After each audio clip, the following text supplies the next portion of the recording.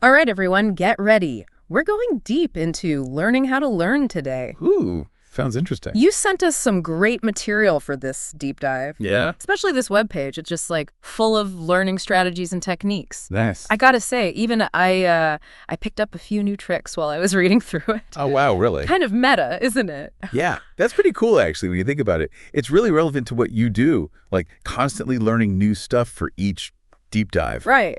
And each one's a brand new challenge. It is. It's like I'm working out my learning how to learn muscles every time. And this article from my English pages, it calls learning how to learn a meta skill. And it says it's not just memorizing facts, it's understanding like your own learning process, becoming more adaptable and figuring out how to be resourceful. So it's like you're building up like a toolbox. Yeah. Full of different strategies. A learning toolbox. Yeah. Exactly. And then you can, pick the right tool for whatever you're trying to learn. That's a great way to put it. And they even talk about understanding your specific learning style, like visual, auditory, or Kinesthetics. kinesthetic, right? I'm a visual learner for sure. I need those diagrams, mind maps, anything that helps me see the information. What about you? Any preferred learning style? I think I'm more hands-on. Oh, okay. I like to, apply the knowledge, experiment, Gotcha. see how things work in practice. So you're not just taking in information, you're like playing with it. Yeah, more actively engaged Yeah.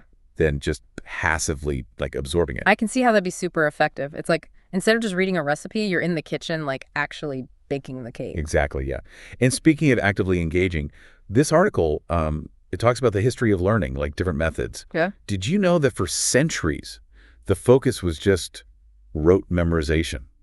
Oh, yeah, like drilling facts into your head. Just memorizing long lists of dates or names? Ugh, I remember that from school. Not exactly inspiring. No. Mm-hmm. But luckily, there were thinkers like Socrates who challenged that whole approach Yeah. with the Socratic method. So learning through questioning and dialogue. Oh, that's so different. It's about making students think critically Oh, interesting. and encouraging them to come to their own conclusions. So instead of just like passively absorbing, you're actively like wrestling with the ideas. Right.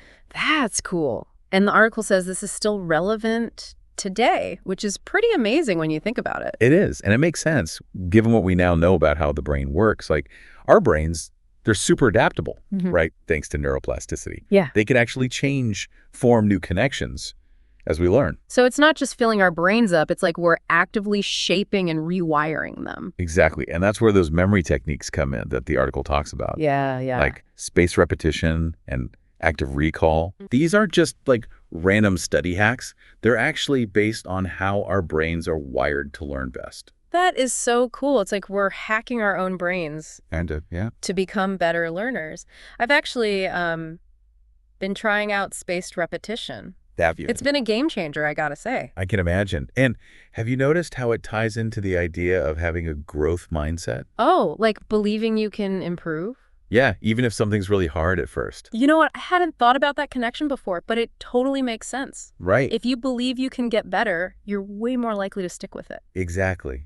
It's about embracing that whole process of learning and understanding that, like, our abilities aren't fixed. Which brings us to the next part of this article, focusing on specific learning techniques. Ooh, okay. The techniques section. That's got to be where things get really interesting. Definitely. It's like a buffet of learning hacks. Oh, I like that. So many different strategies to try out. Which one caught your eye first? Let's see. What about you? Well, there's this one called the Feynman technique. It's the idea that to really learn something, you should try to teach it to someone else. I love that one. Yeah. It's like it forces you to boil it down to the essence, Right. and explain it in a way that anyone can understand. And in that process, you're solidifying your own understanding. Exactly. Like if you can explain it to a 5-year-old, you really know it. Exactly. Yeah. And another one that stood out to me was mind mapping. Ooh, yes, mind mapping. As a visual learner, I love that one. It's all about organizing information visually, right? Yeah, creating these diagrams that connect different ideas. Yeah, and you can use colors, symbols, whatever helps you. I find it so much easier to remember information when I can actually see it laid out that way. Absolutely. And, it can be adapted to your own style. Some people like to draw them by hand. Some prefer digital tools. Right. Speaking of digital tools, we were talking earlier about AI in learning. It's amazing how fast that field is moving. What do you think? How will AI continue to shape how we learn? I think we're just seeing the beginning. Yeah. As AI gets more advanced, we can expect even more personalized learning. You mean like AI tutors and things? Yeah, Yeah. giving you real-time feedback, Wow. tailoring learning paths to you specifically. That sounds incredible, like having a personal learning coach 24/7. Exactly. But of course, with any new technology, we have to think about the challenges too. That's true. We were talking about that earlier. We need to make sure it's used ethically Right. and responsibly, and that it benefits everyone. Right. That's a really important point. It's exciting to think about the possibilities, but we have to be careful too, make sure it's used in a way that helps all learners. Definitely. We need to have those conversations and make sure AI in education aligns with our values. I completely agree. So wow, we've covered a lot of ground already. The history of learning methods, techniques like Feynman and mind mapping, and even a peek into the future with AI, but there's so much more to explore. There is.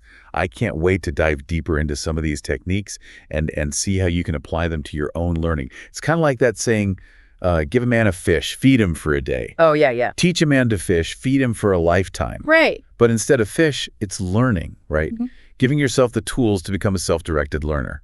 I love that. It really highlights why learning how to learn is so important these days, especially with the world changing so fast. Like, That's true. the jobs of the future might not even exist yet. Exactly, yeah. You've got to be adaptable, resourceful, have that learn how to learn mindset to keep up. Yeah, the ability to learn new things quickly. Right. It's becoming essential in every field. So where do we even start? The article mentions all these techniques. Are there any that you've found particularly effective, like something our listener could try today? Honestly, the best thing is to experiment, see what works for you. Okay. But one I really like, and we touched on it earlier, is the Feynman technique. Okay. That act of teaching, Yeah. even just explaining it to a friend, Right. it forces you to really get it, you know? Yeah. You can't hide behind vague ideas. You have to be able to explain it clearly. I'm with you on that. It's amazing how explaining something to someone else just Yeah. makes it so much clearer in your own mind. Totally. And Okay. you don't even need a real person. You were talking about explaining things to a rubber duck before. Oh, yeah, the rubber duck technique. It's a great listener, never judges. Exactly. The point is to engage with the material actively. Don't Yeah. just passively read it or whatever. Right. Make it a conversation. Okay, so the Feynman technique is good for solidifying what we already know. But what about when we're first learning something new? Any strategies for, like, note-taking or organizing all that new information? Mind mapping can be really helpful there. Okay. It's that visual way of representing information, Mm-hmm. you know, with the branching diagrams. Yeah. You can use colors, symbols, pictures, whatever helps you make those connections and see the big picture. Oh, I've always loved mind mapping. It's so much easier to remember something when I can see it laid out that way. It is. And the great thing is you can really tailor it to your own style. Yeah, right. Some people like to draw by hand. Yeah. Others prefer, like, digital tools. There are tons of apps for it these days. Oh, there are, for sure. And speaking of digital tools, we were talking about AI and learning earlier. Oh, right. Yeah. It's crazy how fast that field is developing. Any thoughts on how AI might change things even more in the future? I think we're only at the beginning. Yeah. Like, as it gets even more advanced, we could see incredibly personalized learning experiences. Oh, wow. AI tutors that give you real-time feedback and really tailor the learning path to you. Wow. Help you discover things you might not have even considered before. That's amazing. Like having a personalized learning companion, you know? Right.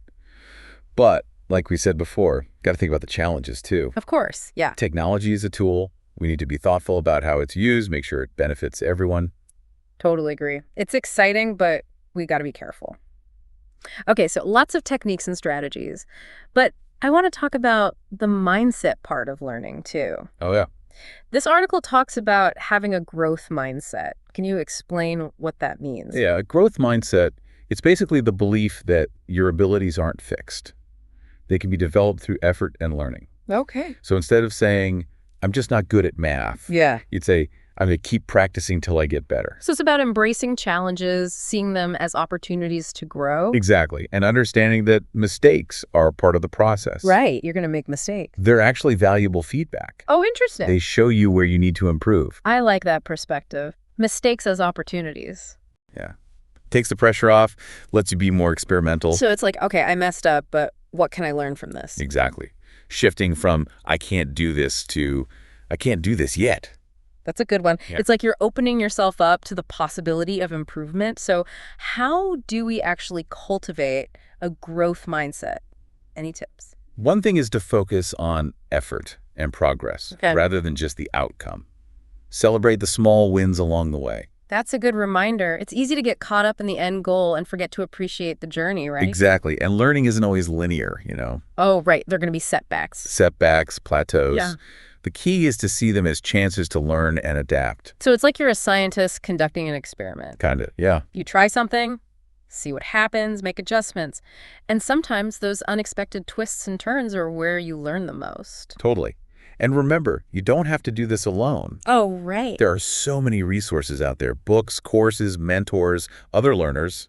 It's true. We often forget about the power of community when it comes to learning. Being around other people, sharing your experiences, it just makes it so much more enjoyable. Definitely. We learn so much from each other. It's like that saying, if you want to go fast, go alone. If you want to go far, go together.